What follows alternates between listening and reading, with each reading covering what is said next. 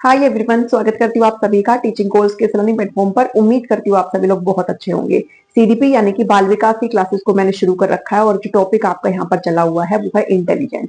थोड़ा लंबा ये टॉपिक है, इसमें बहुत सारी थ्योरीज आपको यहाँ पर पढ़नी है। तो थ्योरीज की इन सीरीज में एक और इम्पोर्टेंट थ्योरी आप सभी के लिए लेकर के आई हूँ, जो कि है गिलफर्ड की 3 डायमेंशनल इंटेलिजेंस थ्योरी, त्रिआयामीय बुद्धि का सिद्धांत। ये जो क्लासेस है वो ना सिर्फ एचटेट के लिए बल्कि अगर आप सीटेट के लिए भी प्रिपरेशन कर रहे हैं, जो कि आपका होने वाला है अभी स्टार्टिंग में 2026 में, दोनों ही एग्जाम आपके होने वाले हैं। तो आप जो जिस भी पर्टिकुलर एग्जाम के लिए आप प्रिपरेशन कर रहे हो, आप इसके लिए क्लासेस देख सकते हो। बल्कि ये जो मैं प्लेलिस्ट जनरेट कर रही हूँ वो सभी टेट एग्जाम के लिए इंपॉर्टेंट है, क्योंकि इससे बाहर आपको कुछ भी देखने को नहीं मिलेगा। ओके, चलिए स्टार्ट करते हैं। जो सिद्धांत है ये इसको दिया गया था जॉय पॉल गिलफर्ड के द्वारा। ठीक है, तो गिलफर्ड की ये थ्योरी है जो कि अपने आप में बहुत इंपॉर्टेंट है और बहुत बार आपसे क्वेश्चन यहाँ से पूछे भी जाते हैं। इस थ्योरी के अंदर मैं कंप्लीट आपके साथ डिस्कस करूंगी और ऑल्सो मैं ये भी बता दूंगी कि आपसे कहाँ से क्वेश्चन पूछे जा सकते हैं और आपको किस तरीके से इसे प्रिपेयर करना है।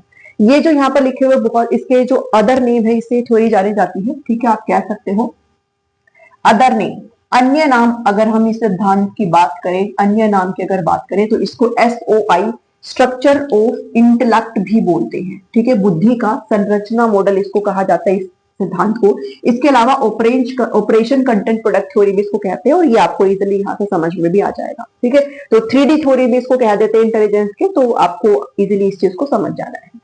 चलिए, जो गिलफर्ड है अगर इनकी बात करूं तो इन्होंने भी जो हम जनरल फैक्टर और जो जी फैक्टर की बात करते आ रहे हैं पीछे से, इन्होंने भी इसको इग्नोर किया है, इसको क्रिटिसाइज किया। इन्होंने कहा है कि भाई बुद्धि इससे नहीं बनी होती है, बल्कि जो बुद्धि है, जो इंटेलिजेंस है, वो क्या है, एक कॉम्प्लेक्स कॉम्बिनेशन है। ठीक है, क्या है ये, जटिल समायोजन है किसका, डिस्टिंक्ट एबिलिटीज, बहुत सारी योग्यताओं से मिलकर के हमारी जो बुद्धि है वो बनी हुई होती है। और ये जो योग्यताएं है वो 3D मॉडल के अंदर आपके कहीं ना कहीं क्या है, अरेंज है। ऐसा कहना किनका है, गिलफर्ड का यहाँ पर कहना है। ठीक है, बेसिकली इन्होंने जो बुद्धि है उसके यहाँ पर 3 डायमेंशन दिए हैं। ठीक, ओके, जो बुद्धि है उनको 3 डायमेंशन में बांटा गया है, 3 आयामों में यहाँ पर बुद्धि को कैटेगराइज कर रखा है किन्होंने, गिलफर्ड ने।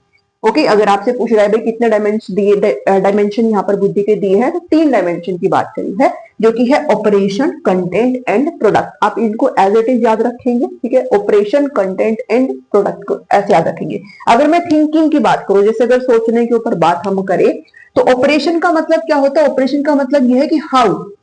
ठीक है, आप कैसे सोचेंगे, आप किस प्रकार से सोचेंगे। ठीक है, वो आपका हाउ पार्ट है। कंटेंट मतलब क्या है, व्हाट।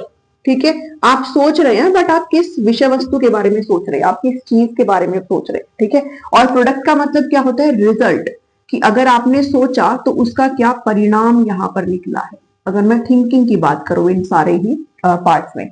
ठीक है, तो जब हम थिंकिंग की बात करते हैं तो ऑपरेशन का मतलब क्या है कि हम कैसे कर रहे हैं, हम कैसे सोच रहे हैं। और कंटेंट की बात हो तो हम क्या कर रहे हैं। और प्रोडक्ट की बात हो तो रिजल्ट क्या निकला। अगर हम सोच रहे हैं किसी भी चीज को, किसी के बारे में आइडिया, तो क्या आइडिया आपका एट द एंड निकला है।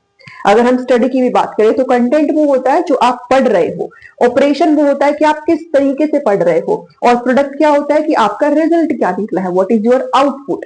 ठीक है, तो ये 3 कैटेगरी में इन्होंने बुद्धि को एक तरीके से 3 डायमेंशन में डिवाइड किया है। इसके अलावा ये जो सब पार्ट्स यहाँ पर इनके द्वारा दिए गए हैं, प्लीज इनको आपने याद कर लेना है, रट लेना है, जो मर्जी आप करना चाहे, बिकॉज क्वेश्चन यहीं से ही पूछे जाते हैं। आपसे क्वेश्चन बहुत बार पूछे गए हैं, जैसे पूछ लेगा कि रिलेशन किसका पार्ट है, रिलेशन कंटेंट का पार्ट है, प्रोडक्ट का पार्ट है, ऑपरेशन का पार्ट है, किसका पार्ट है। ठीक है, तो आपको इनको नाम के साथ बहुत अच्छे से याद करना है। इस थ्योरी के अंदर या तो आपसे ये पूछेगा भाई कि दिया किसने था, तो गिलफर्ड ने दिया था, ये तो आप याद रख लोगे। इसके अदर नेम आपने ध्यान में रख लेने हैं। इसके अलावा कंटेंट, ऑपरेशन, प्रोडक्ट में कितने कितने सब पार्ट्स है ये आपसे पूछेंगे, और ये किस किस का पार्ट है ये आपसे पूछेंगे। बस ये इस थ्योरी के अंदर और कुछ नहीं है। ठीक है, जैसे ऑपरेशन की बात करें तो इसके अंदर कितने पार्ट्स है जी, इसके अंदर है यहाँ पर हमारे पास 6 पार्ट्स। ठीक है, कंटेंट की बात करें तो यहाँ पर हम 5 पार्ट्स की बात करते हैं, और प्रोडक्ट की बात करें तो यहाँ पर भी हमारे 6 पार्ट्स यहाँ पर हो जाते हैं। ठीक है, तो नाम प्लीज ध्यान में रख लेगा, 2-3 बार लिखेंगे तो आपको याद हो जाएगा। Cognition, memory recording, memory retention, convergent thinking है ये अभी सारी चिंतन, डाइवर्जेंट थिंकिंग है अब सारी चिंतन। आपसे कई बार ये भी पूछ लिया जाता है भाई कन्वर्जेंट और डाइवर्जेंट थिंकिंग के बारे में किसने बात करी है, तो गिलफर्ड ने ही इसके बारे में बात करी। भाई गिलफर्ड के द्वारा ही ये जो टर्म्स है वो दिए गए थे। ठीक है, हमसे बार बार पूछा जाता है what is convergent thinking, what is divergent thinking, ठीक है, तो कन्वर्जेंट का मतलब क्या है, चलो मैं इसको एंड में बता दूंगी आपको। और इवैल्यूएशन, तो ये 6 पार्ट्स किसके हैं, ऑपरेशन के हैं। कंटेंट की बात करें तो visual, auditory, symbolic, semantic and behaviour, ये 5 पार्ट्स किसके हैं, कंटेंट की हैं।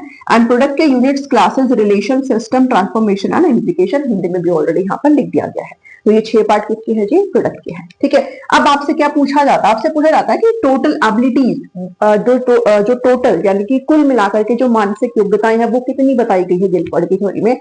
आप कह सकते हो कि टोटल कितने कारकों की बात हुई है। तो ध्यान देना, content plus operation plus product की अगर प्लस नहीं मल्टीप्लाई करेंगे, ठीक है, तो अगर हम इनको मल्टीप्लाई करते हैं 6 इंटू 5 इंटू 6 करते हैं तो हमारे पास कितना निकल के आता है, 180। तो कितने कारकों की बात करी है जी यहाँ पर गिलफोर्ड ने, तो 180 कारकों की बात करी है। कितनी मेंटल एबिलिटीज की बात करी है, तो 180 मेंटल एबिलिटीज की यहाँ पर बात करी है। ये क्वेश्चन आपसे पूछा जाता है। ठीक है, तो इस थ्योरी का मेन सार ये है कि कितनी एबिलिटीज की बात करी गई है गिलफोर्ड के द्वारा, 180 प्रकार की मेंटल एबिलिटीज की बात करी गई है। याद कैसे रखोगे इसको, तो ऐसे याद रख लो, ठीक है, कि भाई हम पढ़ेंगे कम, कंटेंट हम कम पढ़ेंगे, बट हम करेंगे ज्यादा, हमारा रिजल्ट भी ज्यादा निकलेगा। ठीक है, पढ़ेंगे 5 बट करेंगे 6 तरीके से और रिजल्ट भी कितना निकलेगा, ज्यादा निकलेगा। तो ऐसे आप इसको याद कर सकते हैं, बाकी आपकी खुद की भी अंडरस्टैंडिंग है यहाँ पर। अब इस थ्योरी को बहुत बार रिवाइज भी किया गया है। ये तो फाइनल आउटपुट है, ठीक है, ये क्या है, ये फाइनल आउटपुट है। ये जो दिया गया था, ये वाला जो पोर्शन दिया गया था वो अराउंड 1970s के अराउंड यहाँ पर दिया गया था, लगभग श्योर नहीं है। ठीक है, 1959 में सबसे पहला जो है जो 3D डायमेंशनल ये जो थ्योरी है जो गिलफोर्ड की है, वो सबसे पहले 1959 के मतलब इसी के आसपास 1960s के अराउंड दिया गया था। ठीक है, इसके बाद जो आपका सेकंड नंबर पर दिया गया था वो 1967 में दिया गया था, जिसमें यहाँ पर 150 टाइप ऑफ मेंटल एबिलिटीज की बात करी गई थी और सबसे पहले जो है 120 प्रकार की मेंटल एबिलिटीज की बात करी गई थी, जो कि 1970s के अराउंड आके 180 टाइप के कहीं ना कहीं यहाँ पर हो गए थे। क्यों हो गए थे ये भी मैं आपको बता देती हूँ। जब सबसे पहले आपकी ये थ्योरी दी गई थी 1959, मतलब ये एग्जैक्ट नहीं है बट आपको ऐसा देखने को मिलेगा, तो इसमें क्या किया गया था, तो ये जो आपका कंटेंट, ऑपरेशन और जो प्रोडक्ट है, तो इसमें जो ऑपरेशन है वो आपके 5 पार्ट थे, कंटेंट के 4 पार्ट थे और जो प्रोडक्ट है उसके 6 ही पार्ट थे। ठीक है, उसके कितने थे, 6 पार्ट थे। ऑपरेशन के 5 पार्ट कौन कौन से थे, कौन सा नहीं था, तो उस टाइम पर ये जो मेमोरी, रिकॉर्डिंग और रिटेंशन था, इसको ओनली मेमोरी बोला जाता था। ठीक है, केवल और केवल स्मृति यहाँ पर बोला जाता था इसको। और जो कंटेंट है उसमें 4 कौन से थे, तो ये जो विजुअल और ऑडिटरी है इसको यहाँ पर फिगरल बोला जाता था। ठीक है, फिगरल, बाद में इसको तोड़ा गया है। तो इस करके यहाँ पर ऑपरेशन 5 हो गया, कंटेंट 4 हो गया एंड प्रोडक्ट कितना हो गया, 6। जब हम इनको मल्टीप्लाई करते हैं तो 120 निकल के आता है। फिर बाद में इसको 1967 में रिवाइज किया गया, देन हमारे जो टोटल फैक्टर हो गए वो 150 हो गए। अब यहाँ पर क्या हो गई ये चीजें, तो अब यहाँ पर जो है ऑपरेशन तो अभी भी 5 ही है, कंटेंट आपके 5 हो गए हैं, प्रोडक्ट आपके क्या है, 6 हो गए हैं। ऑपरेशन सेम ही है, ये मेमोरी को भी नहीं ब्रेक डाउन किया गया है, लेकिन यहाँ पर इस 1967 में जब 150 टाइप हुआ तो इसमें कंटेंट को तोड़ दिया गया। ये जो फिगरल है इसको विजुअल और ऑडिटरी में कन्वर्ट कर दिया गया, तो ये 5 हो गया और प्रोडक्ट तो हमारे 6 है ही, तो इसको जब हम मल्टीप्लाई करते हैं तो 150 आ जाता है।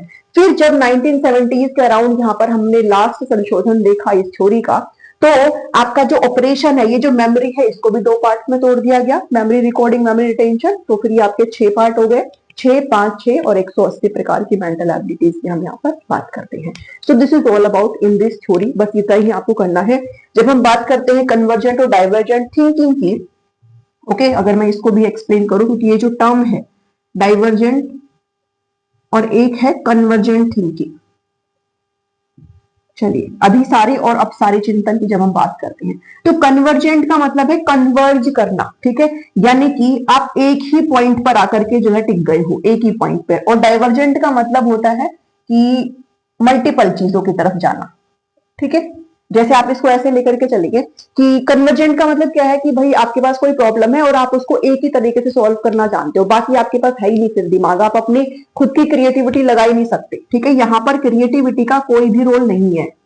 ठीक है, जो आपने लर्निंग कर रखी है बस उसी के बेस पर आप चीजें करते हो। भाई एक चीज, एक प्रॉब्लम है, ये इसी तरीके से सॉल्व होती है, बाकी फिर मुझे आता नहीं सॉल्व करना, मैं अपना खुद का दिमाग लगा नहीं सकता हूँ। ठीक है, तो वो क्या है, कन्वर्जेंट थिंकिंग है कि एक ही सोल्यूशन है किसी भी का भी उसका। ठीक है, आप दूसरा लगा ही नहीं सकते हो। जबकि डाइवर्जेंट क्या है कि आपको किसी भी प्रॉब्लम को आप मल्टीपल तरीके से सॉल्व कर सकते हो, कि ऐसे नहीं होगा तो वैसे करके देखेंगे, ऐसे नहीं होगा तो वैसे करके देखेंगे। आप इसमें क्रिएटिविटी दिखाते हो। ठीक है, तो इनोवेटिव आइडियाज, क्रिएटिविटी की जगह होती है इस पर्टिकुलर डाइवर्जेंट थिंकिंग।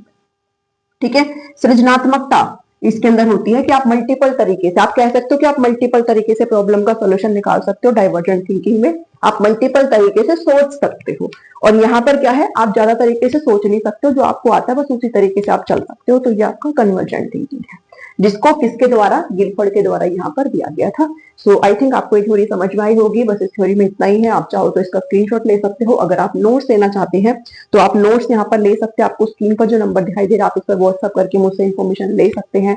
अभी आपको नोट्स में ऑफ चला हुआ है, तो ये जो ऑफ है वो 20 तारीख तक वैलिड रहेगा। तो जितने भी स्टूडेंट्स हैं अगर लेना चाहते हैं तो this is the right time, आप अपने नोट्स यहाँ पर ले सकते हो, जिसमें आपको ना सिर्फ कंटेंट पार्ट बल्कि एमसीक्यूज भी यहाँ पर टॉपिक वाइज आपको जो है मिल जाएंगे। ठीक है, इसके अलावा ये जो क्लासेस मैं आपको करा रही हूँ इसके अपने प्रैक्टिस भी बनाने हैं, तो एक प्लेलिस्ट है जो कि पिछले बार की है मेरी 2024 की सीडीपी प्रैक्टिस प्लेलिस्ट करके मिल जाएगी। आप उसमें जाकर के टॉपिक वाइज जो है अपने प्रैक्टिस सेशन भी जरूर क्रिएट करिएगा। ओके, अब मैं आपसे मिलती हूँ नेक्स्ट वीडियो में। Thank you, thanks for watching.